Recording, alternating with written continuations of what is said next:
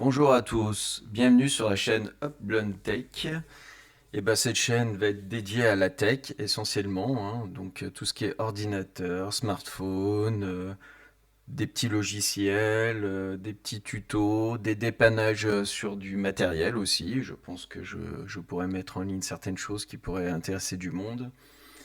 Et une bonne série aussi de vidéos sur le thème du Geekom A6. En fait, je vais utiliser ce mini PC qui est quand même assez populaire sur les différentes chaînes YouTube pour pouvoir faire des tests dessus et puis aussi vous montrer un peu tout ce qu'on peut faire avec un mini PC qui est assez bien loti en termes de performance et de port.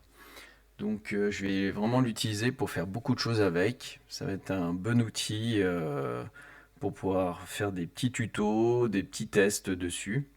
Donc n'hésitez pas à voir toutes les prochaines vidéos qui vont arriver dans les prochaines semaines. Donc on va vraiment se concentrer sur cet ordinateur-là, en fait, le Geekom A6 qui lui va être top hein, pour faire beaucoup de choses. Donc déjà c'est un Ryzen 7 6800H. Alors c'est pas tout à fait la dernière génération, mais avec celui-ci on pourra faire énormément de choses déjà. Donc on peut le voir justement sur le site officiel de Geekom, on a justement ces différentes caractéristiques. Donc déjà on pourra mettre jusqu'à 64 Go de DDR5. Donc ça pourra faire des choses intéressantes.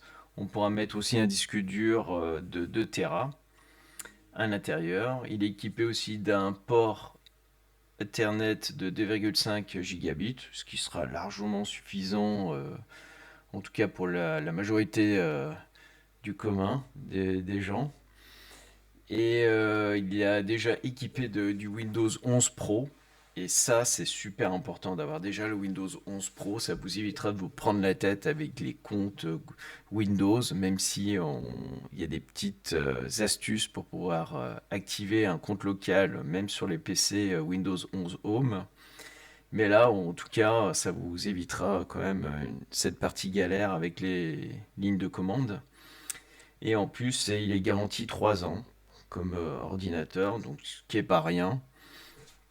Et moi, pour ma part, je l'ai acheté justement en version 16 Go de RAM, parce qu'au moins il y a qu'une barrette de 16 Go. Et l'emplacement libre, je vais pouvoir rajouter justement une barrette de 32 Go, ce qui fera quand même 48 Go par la suite sur ce mini PC. Et le disque dur actuel est de 512 Go, en tout cas pour la version que j'ai prise. Et il sera remplacé lui aussi par un 2 Tera par la suite en PCI Express 4. Voilà, pour déjà les spécificités assez larges qui devraient largement suffire. Il y a même le Wi-Fi intégré dessus et le Bluetooth. Donc n'hésitez pas à voir les prochaines vidéos parce qu'il va y avoir beaucoup de vidéos sur ce mini PC. Et on va commencer tout d'abord par la version basique sous le Windows et avec la création du compte local en direct. Comme ça, vous pourrez voir que vous pouvez créer un compte local sans connexion Internet, sans rien. Vous allez pouvoir faire suivant et poursuivre l'installation. Donc je vous dis à une prochaine et bonne soirée à tous.